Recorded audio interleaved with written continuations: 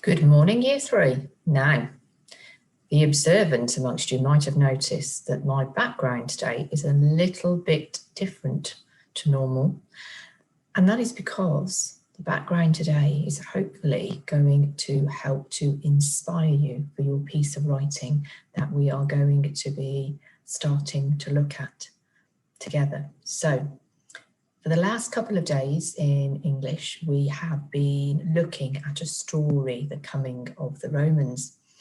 And we have been looking at vocabulary, and we have been looking at the structure of the story. And we have pulled it apart and we've taken out bits that hopefully we can use to help us to now write our own piece of writing. So this morning you are joining me in my Celtic roundhouse, and this is going to be the place that we are going to be waking up in this morning, and we are going to be describing how this is feeling for us on this particular morning when we wake up.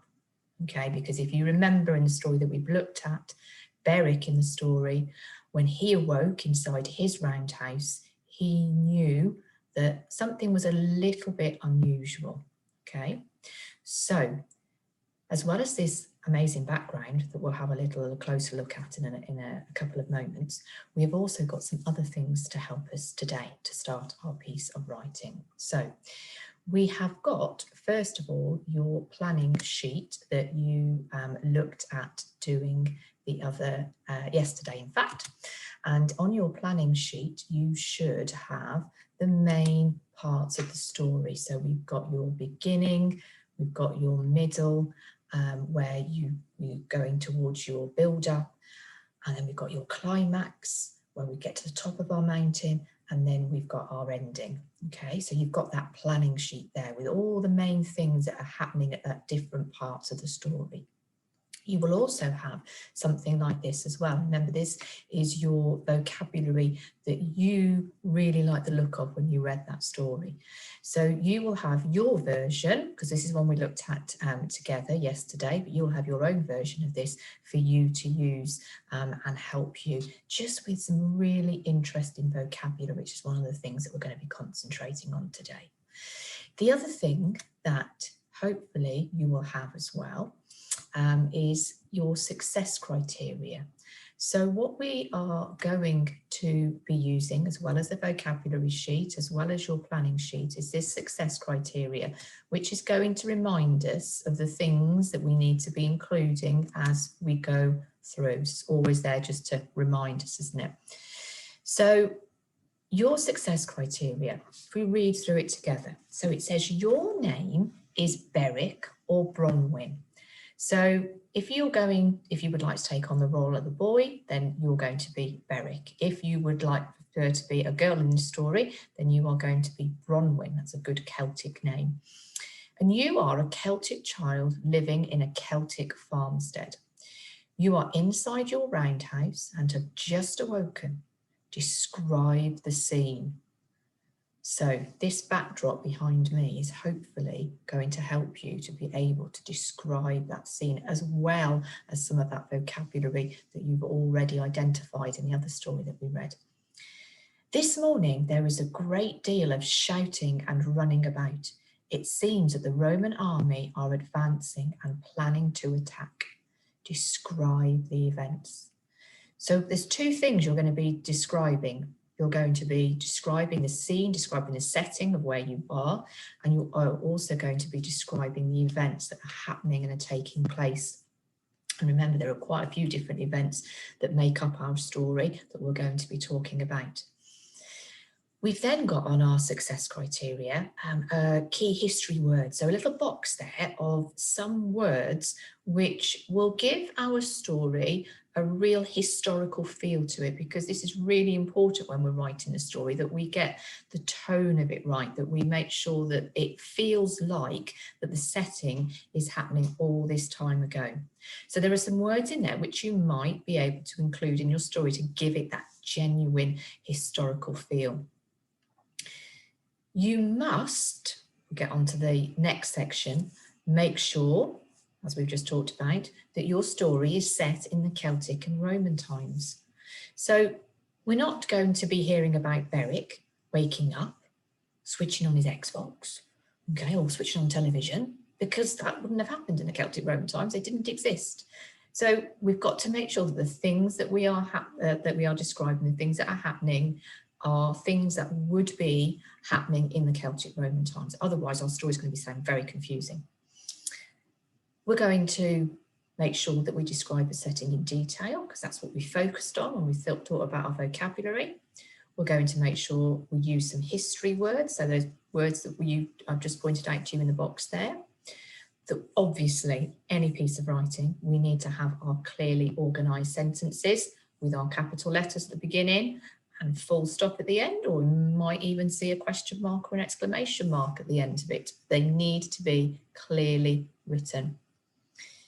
We should make sure that we are explaining what is happening, so the events that are happening, and also how you feel, because that gives us a real connection with the story then. If you're describing how you are feeling as Beric or Bronwyn about this going on, we can have an understanding of that character a little bit more and how you're feeling, and then we find the story more interesting. So include how you're feeling when you're seeing all these things going on.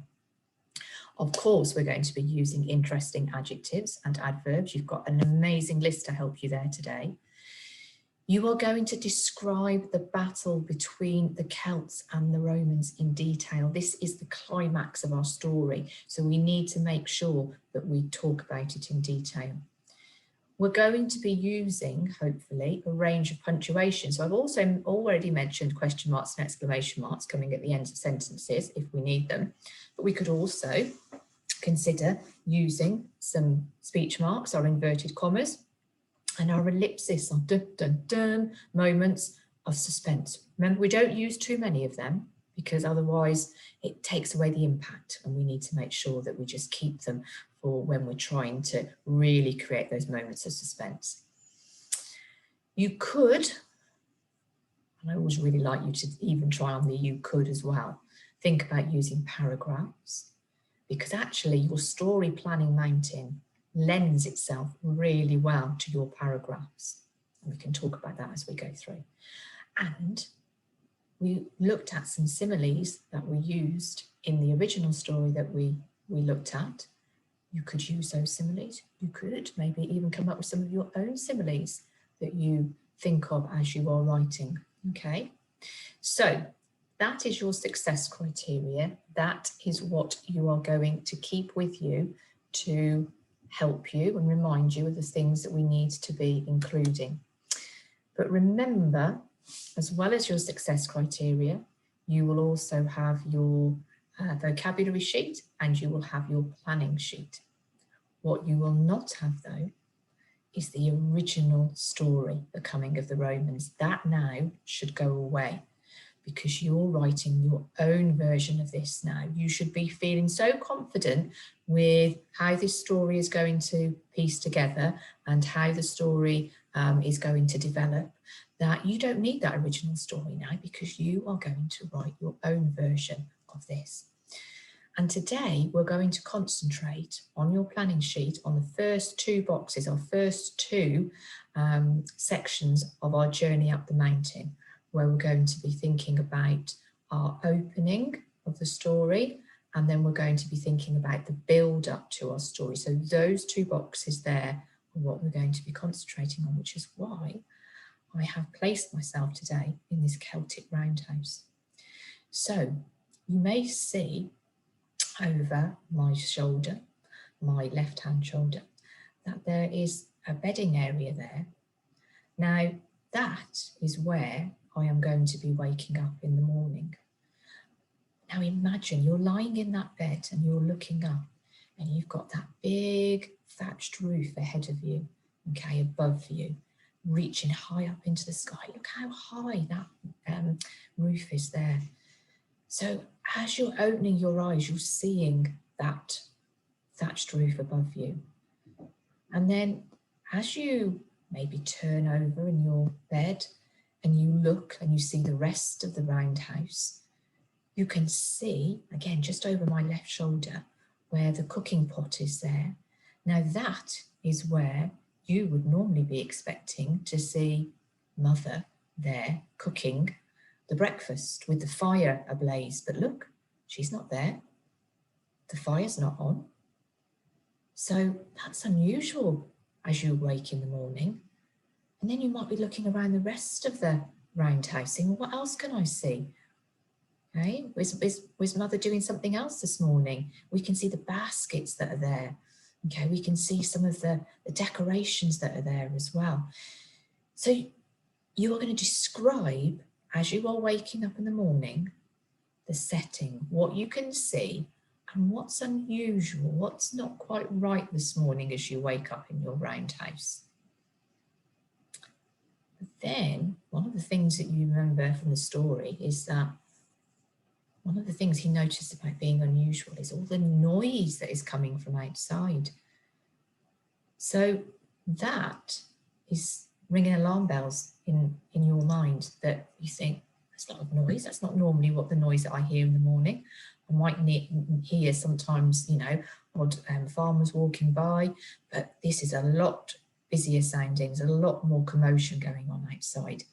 So you can talk about and describe what you can hear, your senses. Remember, we've talked about your senses before, about what you can hear and how that's making you feel.